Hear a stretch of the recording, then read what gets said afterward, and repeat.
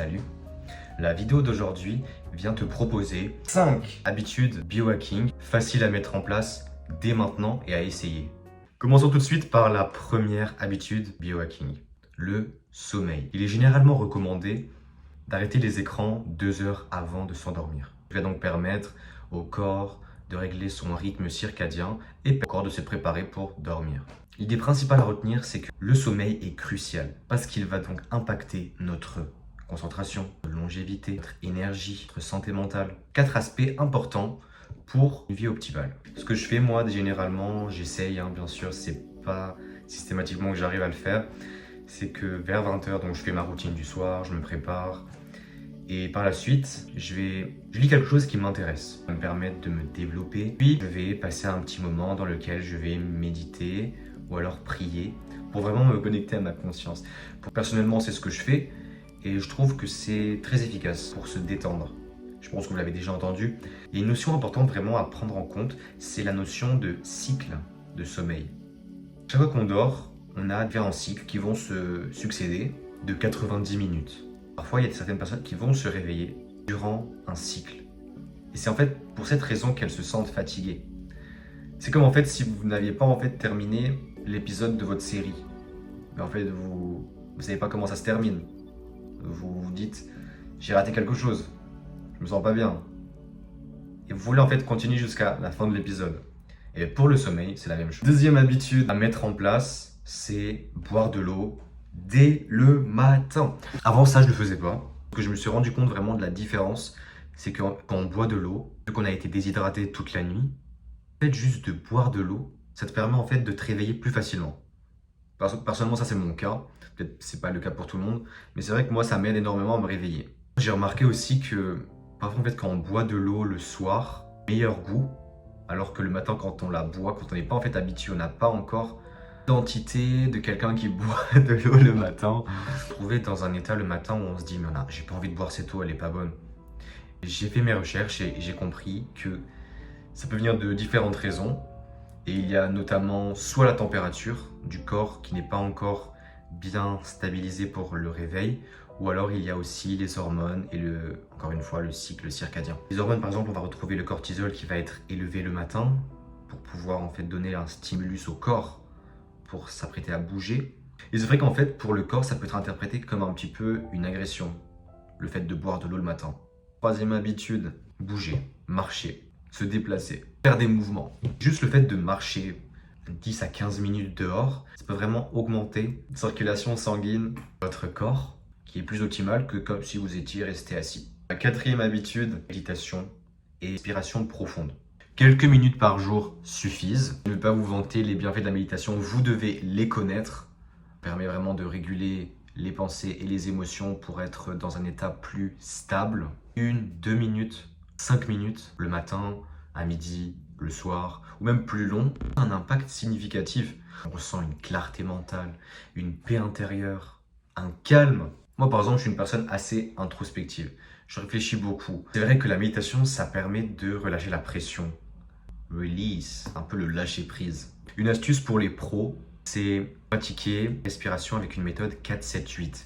C'est-à-dire que 4 secondes, on va inspirer, 7 secondes, on va retenir notre souffle, et pendant 8 secondes, on va expirer. Vraiment, encore une fois, de détendre l'organisme.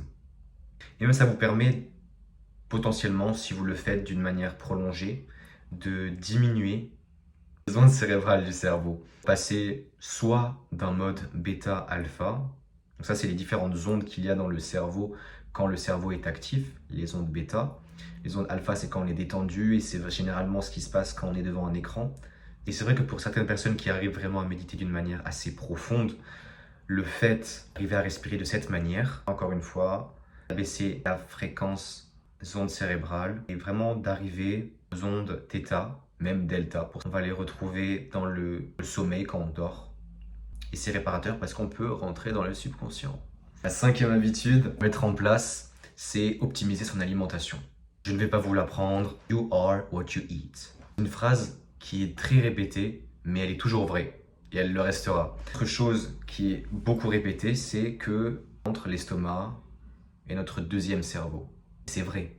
Parce qu'il y a énormément de bactéries qui s'y trouvent, donc les bonnes et les mauvaises bactéries, le microbiome. Si vous ne permettez pas en fait aux bonnes bactéries de survivre, de se retrouver dans une phase pérenne, en fait, vous permettez la prolifération de bactéries qui sont néfastes à votre organisme.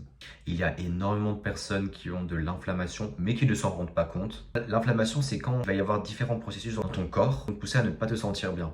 C'est pas des signes parfois qui sont très corrélés à première vue, mais c'est vrai que le sucre, par exemple, impacte énormément les cellules de l'organisme. J'ai même entendu une fois que le fait de consommer du sucre arrêtait pendant 45 minutes la production de leucocytes, donc ça c'est les globules blancs, qui sont en fait les cellules de l'immunité, qui te protègent contre les maladies, les virus, tous les pathogènes.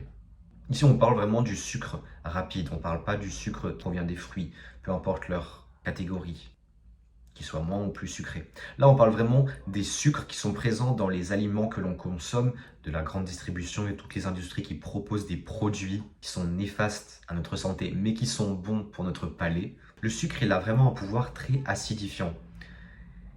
Et il faut vraiment comprendre aussi que nos cellules, elles sont très alcalines. Alcalin, qui est l'inverse de l'acidité, dans l'échelle du potentiel hydrogène, du pH. Nos cellules, elles veulent un équilibre. Une astuce pour les pros que je pourrais donner, c'est manger des fruits rouges. Ils sont énormément riches en flavonoïdes et antioxydants. Ce sont des composants que l'on va retrouver dans les molécules de ces fruits qui vont permettre de protéger les différentes cellules de l'organisme contre les radicaux libres et le stress oxydatif. En gros, c'est juste protéger les cellules pour qu'elles puissent être en bonne santé et survivre d'une manière pérenne.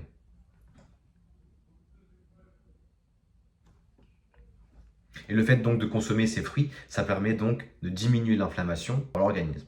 Ce que j'aime bien faire comme recette, c'est mélanger des myrtilles avec des noix, du miel et de la cannelle. C'est super simple à faire, super sain à consommer. Bonne alternative en fait aux céréales industrielles. Je vous propose de revoir rapidement les 5 points essentiels de la vidéo. Le premier, le sommeil. Optimiser son sommeil en couchant, en arrêtant les écrans 2 heures avant de se coucher. Faites une routine de sommeil qui va vraiment être optimale. Deuxième point important, c'est boire de l'eau au réveil, permettre à l'organisme d'être réhydraté. Troisième point, le mouvement, bouger, pour permettre la circulation corps physique. Quatrième point, la méditation et la respiration profonde, pour permettre de calmer l'esprit avec ses pensées et ses émotions. Et enfin, le dernier point important, la nourriture, pour permettre de diminuer l'inflammation.